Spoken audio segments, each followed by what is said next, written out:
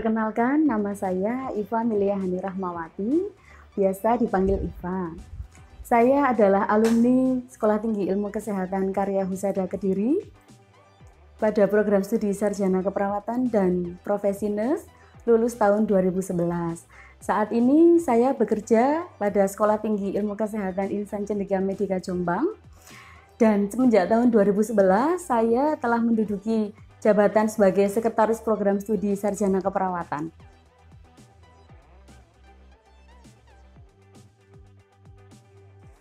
Pekerjaan saya sekarang karena sebagai tenaga pengajar atau dosen, saya rasa sangat sesuai dengan keilmuan yang saya dapat selama menjadi mahasiswa ketika kuliah di Sekolah Tinggi Ilmu Kesehatan Karya Husada Kediri.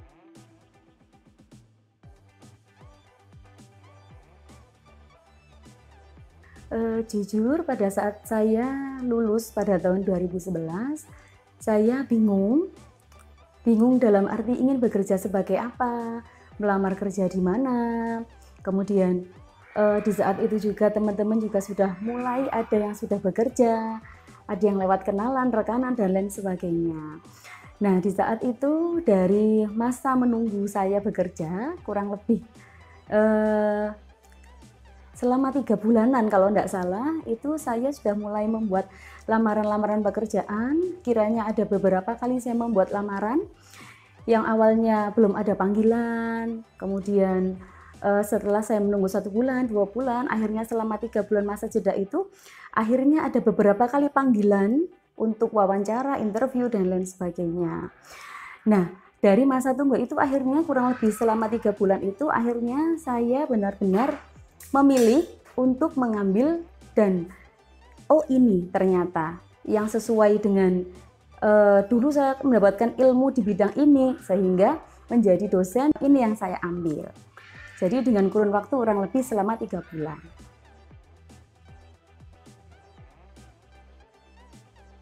Pengalaman kuliah saya selama kuliah dulu untuk tatap muka, saya rasa proporsinya dengan praktik lab, demonstrasi ini sudah cukup besar sesuai dengan proporsinya masing-masing. Jadi untuk kegiatan tatap muka sesuai dengan kompetensinya, kemudian ada juga seingat saya dulu sebelum praktek lab kecil itu juga ada kegiatan demonstrasi. Setelah mendapatkan teori dari tatap muka, biasanya dosen pengemban mata kuliah tersebut itu mendemonstrasikan dulu di kelas, demonstrasi bersama dengan skala besar, kemudian telah dibentuk kelompok-kelompok kecil untuk lab dan untuk praktek lab gitu ya. Sehingga dari situ nanti sebagai mahasiswa akan mempunyai bekal yang cukup untuk nantinya akan dibawa ketika praktek klinik di rumah sakit. Nah, saya paling senang sekali dulu ketika kuliah dalam kegiatan praktik lab itu telah dibentuk kelompok-kelompok kecil praktek lab dengan salah satu dosen sebagai pengampu pada mata kuliah tersebut gitu ya, sehingga ketika kita nanti untuk praktek kita ke rumah sakit kita mempunyai bekal yang cukup banyak dan cukup untuk bekal diri kita untuk praktikum rumah sakit. Saya rasa dan yang saya rasakan dulu ketika menjadi mahasiswa adalah cukup besar proporsinya, karena seingat saya dulu untuk praktik klinik rumah sakit dimulai pada semester 3 dengan kompetensi keperawatan dasar, kemudian selanjutnya dengan taraf yang lebih tinggi dengan keperawatan medikal bedah, ada juga keperawatan maternitas, keperawatan jiwa, keperawatan kritis, dan yang lainnya.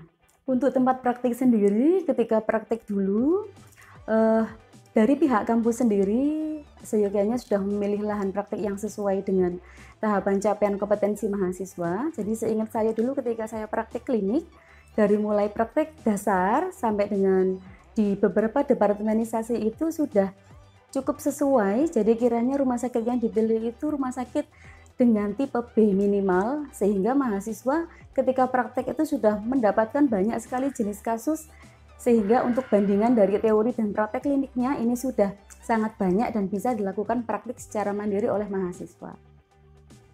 Untuk riset, keterlibatan mahasiswa dalam penelitian ataupun pengabdian masyarakat ketika sebagai mahasiswa dulu, saya seringkali diikutkan menjadi suatu tim dengan dosen. Jadi ketika itu, jadi kita terbentuk dalam suatu kelompok kecil, dosennya satu sebagai fasilitator gitu ya. Saya sebagai salah satu mahasiswa yang terlibat dalam tim tersebut terbentuk untuk melaksanakan penelitian dan pengabdian kepada masyarakat. Ini dilaksanakan setiap semester kalau tidak salah dulu ketika sebagai mahasiswa.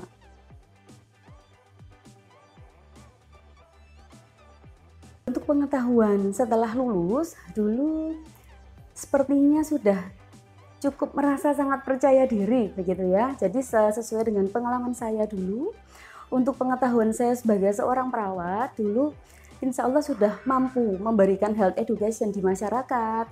Itu saya buktikan dengan bahwa ketika setelah lulus pun saya sudah mempunyai beberapa pasien atau masyarakat yang sudah mulai datang ke rumah saya, mungkin hanya untuk sekedar memeriksakan dirinya untuk mengecek tensi, kemudian menanyakan terkait bagaimana pengobatan terkait penyakit ini, bagaimana untuk mengurangi rasa nyeri dan lain sebagainya.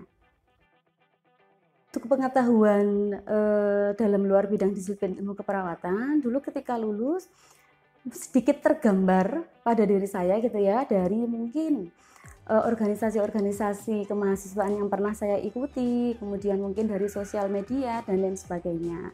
Nah, tapi itu menurut saya ketika tahun 2011 lulus dulu itu masih saya rasakan masih kurang gitu ya, sehingga sebagai bekal ketika saya bekerja, saya mencari-cari lagi, mencari informasi, mencari pengalaman gitu ya, dari kolega, dari teman sejawat dan lain sebagainya. Terkait pengetahuan umum yang saya dapatkan dulu semasa-masa kuliah maupun semenjak lulus, ini karena memang kuliahnya khusus dalam bidang keperawatan, memang secara general ini kurang begitu luas gitu ya, terkait pengetahuan umum. Ini benar-benar saya rasakan ketika saya bekerja sekarang.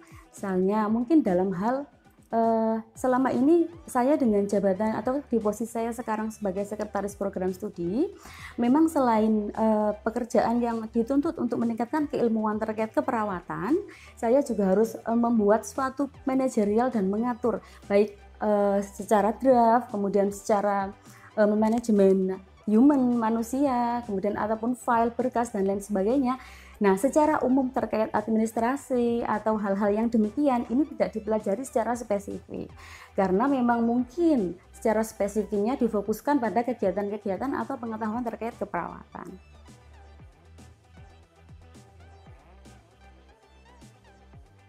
Untuk keterampilan bahasa Inggris, saya ingat dulu ketika kuliah sudah pernah mendapatkan mata kuliah bahasa Inggris, kalau tidak salah bahasa Inggris 1 dan bahasa Inggris 2. Dulu juga ketika kuliah diajarkan oleh dosen yang kompeten sesuai dengan bidang keilmuannya terkait bahasa Inggris.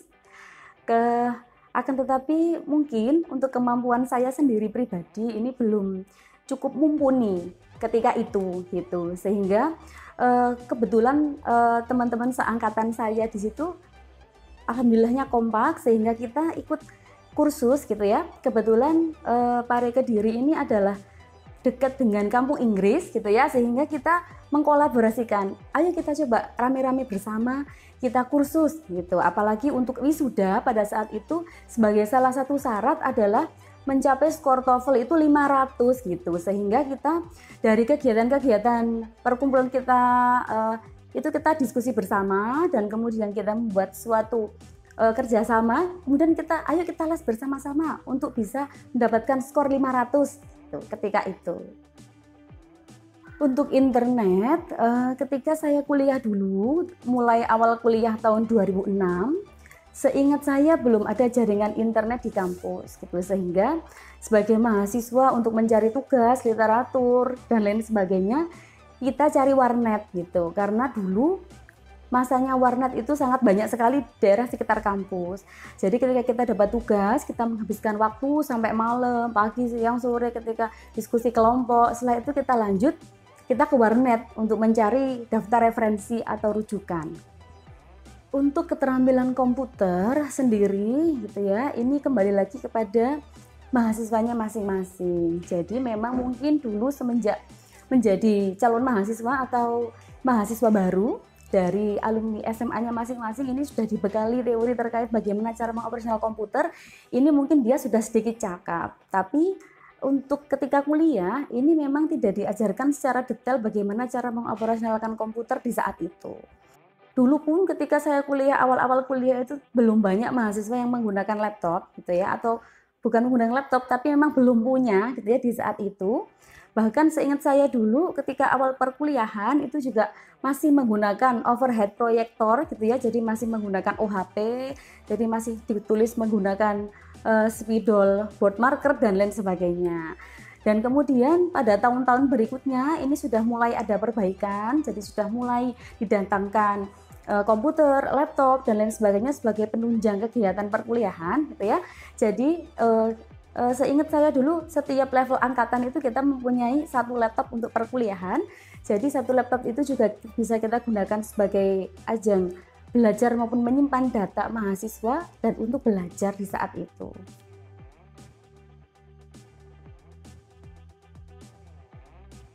Untuk kemampuan setelah lulus kuliah pada program studi S1 Keperawatan dan Pendidikan Nurse, pada awal-awal saya belum menyadari kemampuan saya secara detail dan rinci gitu ya. Sebetulnya saya ini seperti apa sih kemampuannya gitu ya. Cuman berbekal dari kemampuan dulu ketika berorganisasi, ketika komunikasi, menyampaikan pendapat, ketika diskusi di kelas, itu sebagai bekal yang sangat penting ketika saya sekarang bekerja. Kebetulan ketika pertama kali bekerja, seingat saya dalam jeda waktu 3 bulan saya di awal-awal bekerja, pada saat itu saya sudah mendapatkan amanah sebagai koordinator praktek klinik rumah sakit. Nah, dari situ ini benar-benar kemampuan dan potensi diri saya harus benar-benar siap dan dikembangkan di saat itu. Karena mau tidak mau saya harus berhadapan dengan seluruh diklat pada rumah sakit yang bekerja sama dengan institusi saya, sehingga bagaimana saya membuat kerjasama yang baik, menyusun komunikasi yang baik gitu ya, membuat mencairkan suasana. Nah, dari situ mulai terasah kemampuan itu ternyata itu dari bekal dulu ketika saya kuliah. Untuk kemampuan kepemimpinan pada saat dulu ini masih belum tergambar jelas dalam diri saya sebagai lulusan gitu ya. Nah, itu terbentuk ketika saya sudah mulai bekerja. Dan ternyata setelah saya bekerja, saya analisa ternyata kemampuan itu juga terbentuk dari skill-skill yang saya dapatkan ketika saya kuliah. Sekarang alhamdulillah saya sangat bersyukur sekali dengan kemampuan itu saya sudah mulai bisa sedikit menerapkan tanggung jawab, kepemimpinan, kemudian memangku suatu tanggung jawab yang mulai dari yang kecil sampai yang besar gitu ya. Ini dibuktikan dengan kemampuan saya menjadi sekretaris program studi S1 Keperawatan tentunya. Selain itu, kegiatan-kegiatan yang saya lakukan di lain itu adalah sebagai contoh sebagai koordinator si acara dalam suatu kegiatan, sebagai ketua pelaksana dalam suatu kegiatan ilmiah, kemudian sebagai koordinator di banyak kegiatan kampus yang saya lakukan sekarang gitu ya. Ini sudah mulai terbentuk lambat laun, saya sadari itu sudah mulai berkembang sangat baik. Nah, dengan bekal ilmu dulu ketika saya pelajari itu terkait riset maupun pengabdian masyarakat, ini sebagai bekal saya sekarang dalam bekerja untuk mempresentasikan ide saya untuk penelitian maupun pengabdian masyarakat, dan ini sangat bisa saya terapkan kepada mahasiswa saya gitu ya. Sehingga dengan bekal dulu ketika kuliah, hal itu saya terapkan sekarang dalam pekerjaan saya dengan juga melibatkan mahasiswa dalam program penelitian maupun pengabdian masyarakat yang seringkali saya lakukan.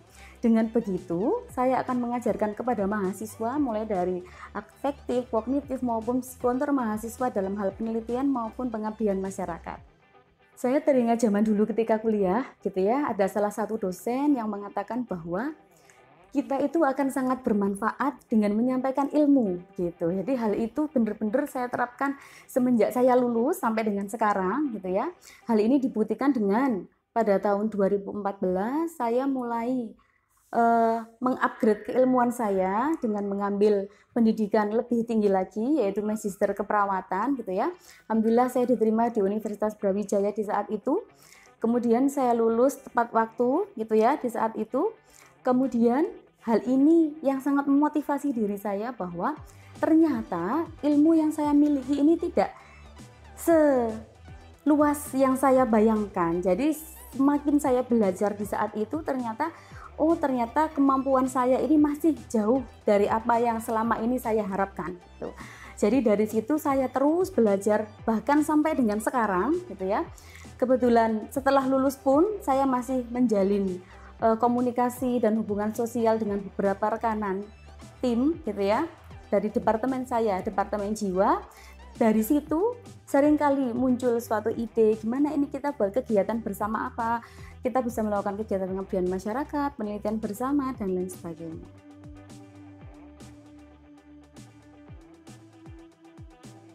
Baik, sebagai alumni, masukan yang ingin saya sampaikan ada beberapa hal terkait perkuliahan maupun tenaga pengajar. Saya rasa sudah cukup baik dan sudah sangat luar biasa peningkatannya dari zaman saya kuliah dulu. Dan saya lihat untuk tenaga pendidik ini sudah banyak yang S3, kuliah S3 lulus maupun semuanya sudah S2 sesuai dengan bidang keperawatan. Nah, untuk masukan mungkin yang bisa saya tambahkan adalah terkait kita sudah berada pada tahun 2020 pada era modernisasi. Harapan saya sebagai alumni mohon ditambahkan terkait fasilitas belajar mahasiswa. Ini perlu ditambahkan, selain itu juga mungkin fasilitas umum, sarana prasarana untuk menunjang perkuliahan, ini juga perlu diperhatikan kembali, mengingat model belajar zaman sekarang juga sudah mulai model era digital dan lain sebagainya. Terima kasih.